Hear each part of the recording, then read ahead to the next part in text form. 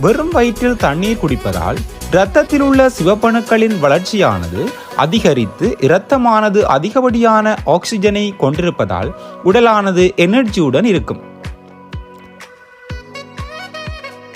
மூன்றாவதாக தலைவலியை தடுக்கும். பெரும்பாலானோருக்கு உடலில் நீர்ச்சத்து குறைவாக இருப்பதால் தலைவலி அடிக்கடி ஏற்படும். அத்தகையவர்கள் தினமும் அதிகாலையில் வெறும் வயிற்றில் தண்ணீர் குடித்து வந்தால் உடலின் நீர்ச்சத்தானது அதிகரித்து தலைவலி குறையும்.